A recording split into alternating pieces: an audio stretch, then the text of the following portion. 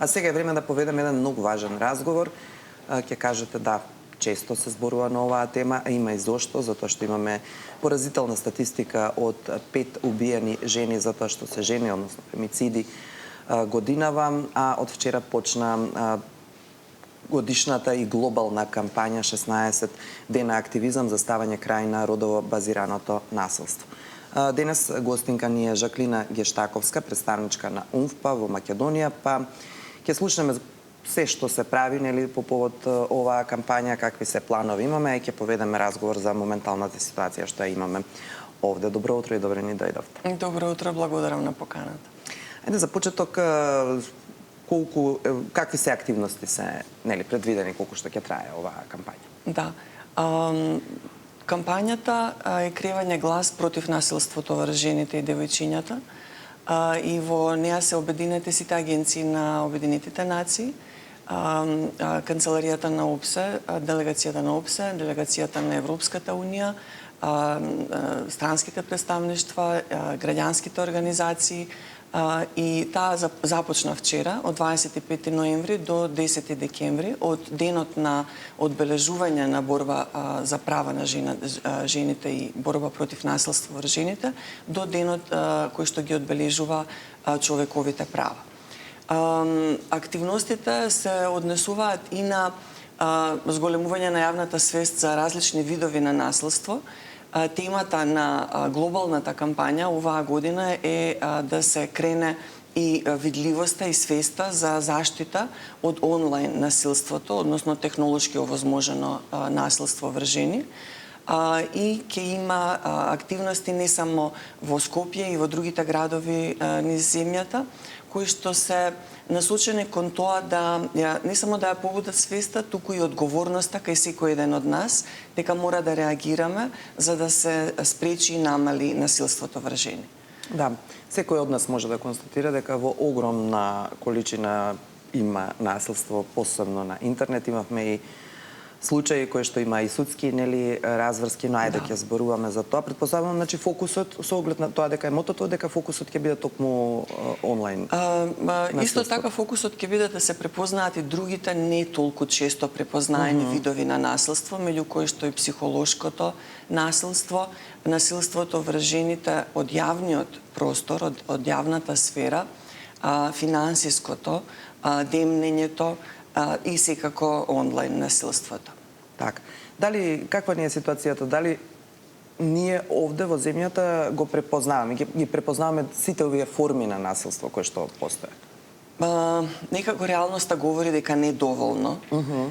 Не доволно и тоа можам да го кажам не само преку бројките, туку и преку она што во јавноста, да речеме, се коментира кога ќе се случи некакво насилство или на социјалните мрежи кога има напади на жени од јавниот простор или пак обвинување на жртвата.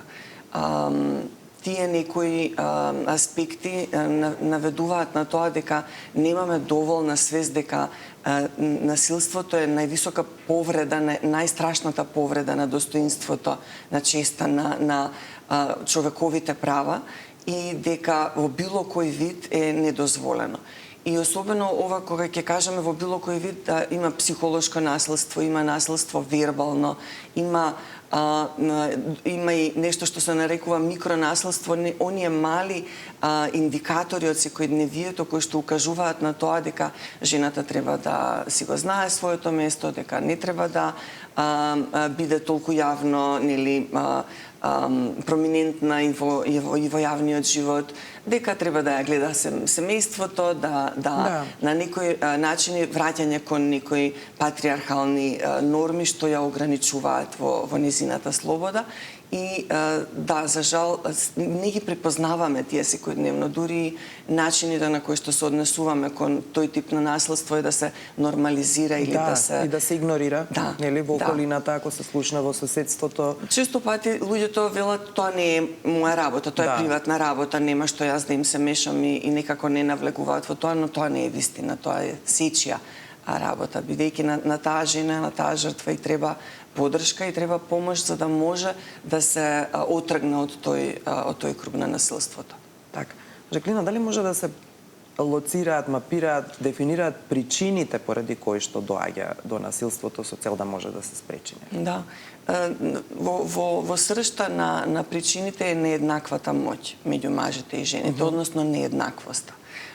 Тука секако над тоа се напластуваат стереотипите, предрасудите кои што го градат однесувањето на луѓето во некоја културолошка матрица.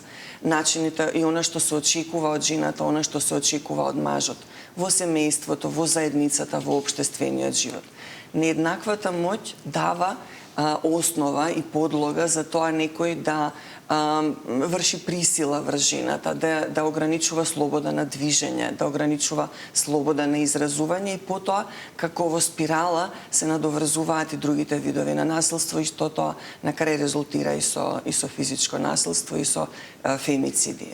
И многу е важно да ги определиме и причините поради кои што настануваат фемицидите и што е тоа што се случило, каде што институциите и свестата на граѓаните затаила, за да како резултат биде изгубен човечки живот. Така што тоа не е ни малку наивно. Сите оние претходни форми на насилство кои што ги зборуваме водат кон се полоша состојба и ситуација. Да, токму тоа обесилување, нели, на жените, па со самата онаа фраза понежен пол, па се до ова што убаво го набројавте и ни укажавте, е дефинитивно можеби најголемата причина. Дури сега ја согледав, да ви кажам, кога во овој разговор и кога го некако да, мислиме дека секогаш бидејќи физички се посилни мажите од жените, но во суштина е токму ова што го кажа. И традиционалните норми се одгледуваат и во некои други аспекти на живењето, например традиционално голем број од семејствата имотот го доделуваат на синот, доколку имаат син и ќерка. Да. И да речам, можеби сега во поновите генерации тоа постепено се менува, но порано жената немала имот на своје име. Односно, многу мал процент на жените и денес имаат имот на своје име. Кога таа ќе се соочи во една врска со насилство, таа е и економски зависна од насилникот. И не може да се оттргне од таа ситуација, бидејќи понекогаш и семејството не ја прифаќа. Односно, поширокото семејство кое што треба да ја даде некаква поддршка, а и состојбата во државата е таква што имаме и недоволен број на легла во шелтер центрите, недоволен број на центри за психосоцијална поддршка и едноставно сите тие аспекти кои што треба да ја поддржат жената треба да се зајакнат, вклучително и системот на правосудство, кое што треба да изрекува што е можно повисоки казни за да може да влија и на насилниците кои што во моментот не се во судски процеси. А за жал праксата кажува дека најголем број од пресудите се условни казни и некако како системот да се обидува дури да го банализирам тоа, смирете се заради децата. Да. Или бидете... Не, такви приказни, во право сте, Жаклина. Ние и со жртви сме имале разговори овде во студиото, директно жени кои што би изборувале, кои што се охрабриле, малку се такви, кои што сакале да ја раскажат и својата приказна со цел да влијаат или да укажат, но ништо. Каков е законот? Дали законот е добар? Законската рамка е добра? Ние имаме добра законска рамка, реално, иако секоја законска рамка со текот на време тој треба и да се унапредува и да има дополнителни одредби кои што еве например онлайн насилството го опфаќаат во еден сегмент, има простор за да се зајакне, но кај нас недостасува имплементацијата.